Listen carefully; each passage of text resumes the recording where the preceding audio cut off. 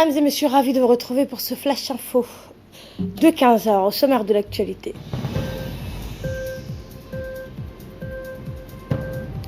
Une délégation jordanienne a été reçue par le ministre de l'économie et des finances ainsi que le ministre des Affaires étrangères.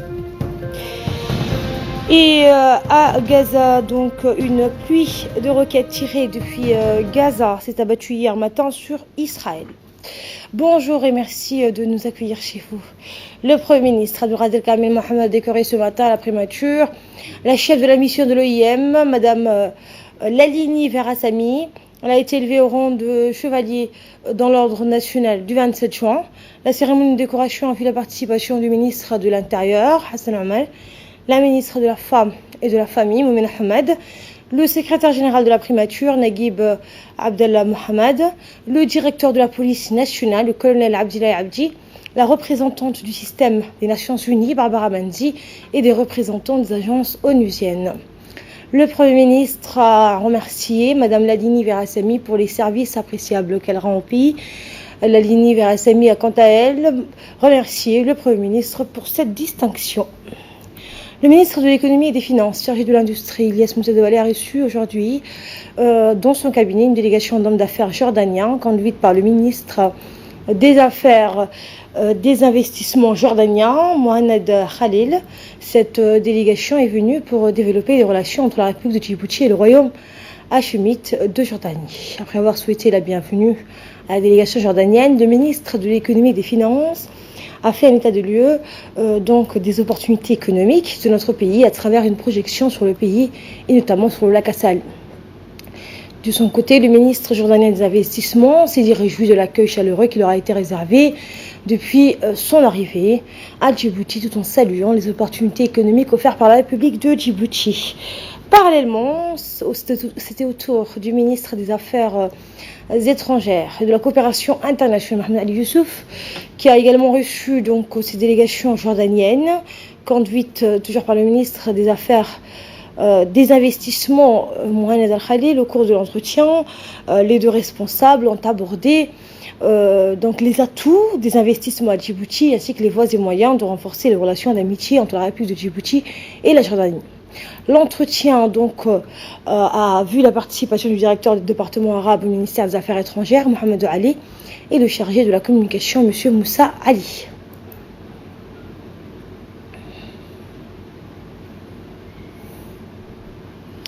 Au Maroc, le ministre de l'Équipement et des Transports a pris part à l'Assemblée générale extraordinaire de l'Organisation arabe de l'aviation civile qui s'est tenue du 2 au 3 mai 2019. Les points à l'ordre du jour étaient entre autres l'adhésion de la République islamique des Comores à l'Organisation arabe de l'aviation civile, la candidature d'adhésion au comité exécutif de l'organisation de l'Égypte et de l'Arabie saoudite, la désignation d'un candidat de l'Organisation arabe de l'aviation civile lors des élections à la 40e session de l'Assemblée générale de l'Organisation de l'aviation civile internationale. Au terme d'un débat, la demande d'adhésion de la République islamique des Comores a été approuvée. Le ministre de l'Équipement et des Transports, Mohamed Abdelkader, a rappelé l'importance qu'accorde son pays au secteur des transports aériens, eu égard à son rôle dans le développement de l'économie, notant que le secteur de transport, tout confondu, contribue fortement au PIB de la République de Djibouti. La ministre de la Femme et de la Famille, Mme Moumena Hamad Hassan, a poursuivi le 3 mai sa tournée dans la région de Tadjoura. Elle s'est rendue dans la localité de Dafo, accompagnée par les députés de la région, Mme Ouma Hamid, Fatouma Daoud, le préfet, Abdelmalik Mohamed Naïta. La ministre a visité la localité de Hagandé, bénéficiaire de la caisse communautaire. La ministre a longuement échangé et discuté avec la communauté qui lui ont fait part de leurs besoins en matière d'école, de centres de soins, de téléphone rural et panneaux solaires pour l'appui. À cet effet, la ministre a promis de transmettre toutes les doléances qui ne relèvent pas de ses compétences au département ministériel concerné. La ministre et sa délégation ont ensuite procédé à la distribution des kits scolaires, des kits de bien-être pour les nouveau-nés, des moustiquaires et des vivres. Après avoir effectué une tournée dans la localité de la région du Diki, la délégation conduite par la secrétaire générale du ministère de la Femme et de la Famille, Mme Amina Hassan Bahdon, a procédé à une cérémonie de distribution des fauteuils roulants destinés aux personnes handicapées de la ville de Nuité.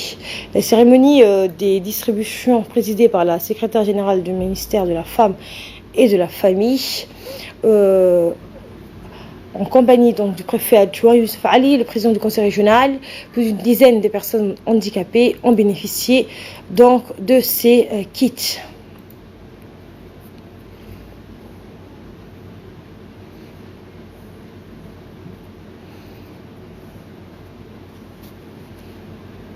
Suivant à présent les propos tenus par la secrétaire générale du ministère de la Femme et de la Famille, Mme Anissa Hassan Bahdon. Et on va retrouver donc cette intervention dans nos prochaines éditions. À l'occasion donc du mois béni du Ramadan, avec l'appui de ses membres et des bénévoles, la mise en paquet des denrées hier au sein de l'enceinte du Diwan Zakat Sabalbala a couvert la majorité des quartiers de Djibouti-Ville. Au total, 100 familles ont bénéficié de ces dons. L'événement a été suivi par le président de l'association Ali Hassan, Mohamed Houch Idriss, le secrétaire général du département, et le doyen des artistes djiboutiens Aden Farah Samatel était présent, ainsi que des membres de l'association. Dans le reste de l'actualité, le secrétaire d'État à la jeunesse et au sport a reçu ce matin à son cabinet l'ambassadeur de la République de Turquie à Djibouti. Pour rappel, ce dernier a pris ses fonctions depuis maintenant 4 mois en République de Djibouti. À cette rencontre qui s'est déroulée en présence des conseillers techniques en charge de la communication, Abdoulaye Hassan et Mme Medina Salah, essentiellement portés sur l'excellente relation de coopération existante entre les deux pays frères. L'ambassadeur a remercié le secrétaire d'État pour son accueil, puis a présenté un bref historique de la présence de la Turquie en territoire djiboutien, ainsi que son engagement auprès du gouvernement et de la population, ainsi que sa visite. Il a indiqué donc que sa visite s'inscrivait dans un volet bien précis de leur programme et qui concernait la jeunesse. Quant au secrétaire d'État à la jeunesse et au sport, il a remercié son invité pour sa visite. Il a ensuite rappelé un certain nombre de projets qui avaient été soumis à l'ancien ambassadeur pour lesquels il souhaitait une relance en raison du fait qu'il visait la jeunesse. En effet, le nombre croissant de cette couche importante de la population exigeait davantage de ressources et d'engagement. Il était donc impératif et urgent de trouver des voies et moyens de veiller à son épanouissement.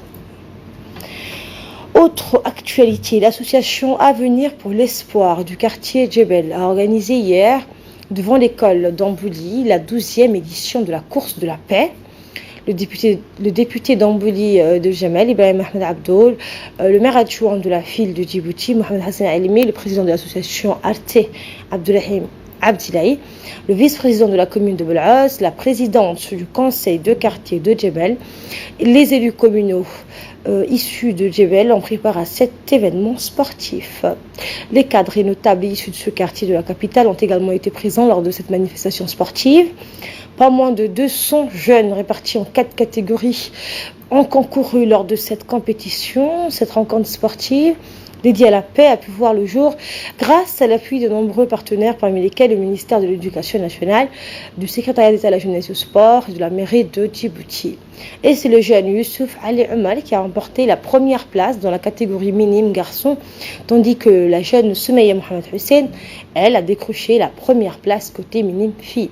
Pour ce qui est de la catégorie cadet garçon, c'est le jeune Norman Ismail qui s'est classé premier.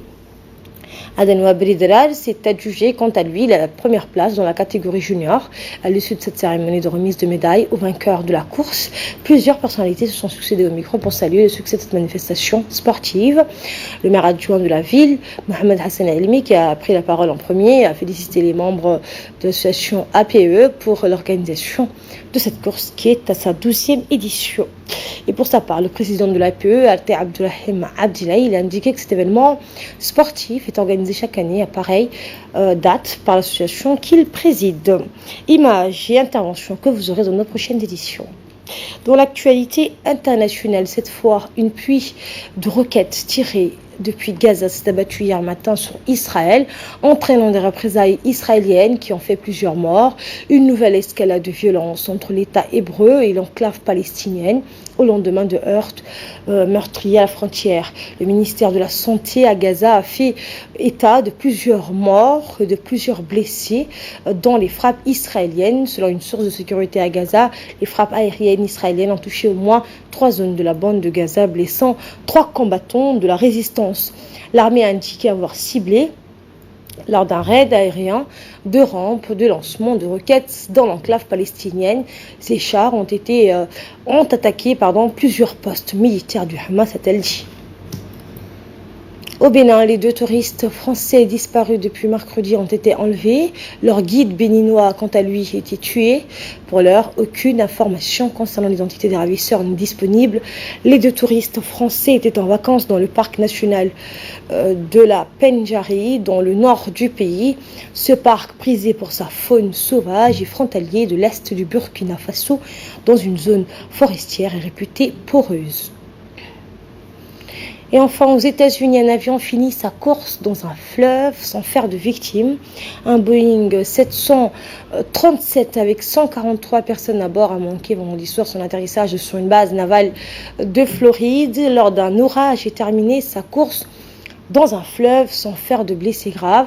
L'appareil qui arrivait donc de la base américaine de Guantanamo à Cuba avec 136 passagers et 7 membres d'équipage à son bord a plongé dans un cours d'eau peu profond après un atterrissage très chahuté sur la piste de la base militaire de Jacksonville. C'est ainsi que prend fin cette édition. Merci à vous de l'avoir suivi. Je vous souhaite à toutes et à tous Ramadan Mubarak.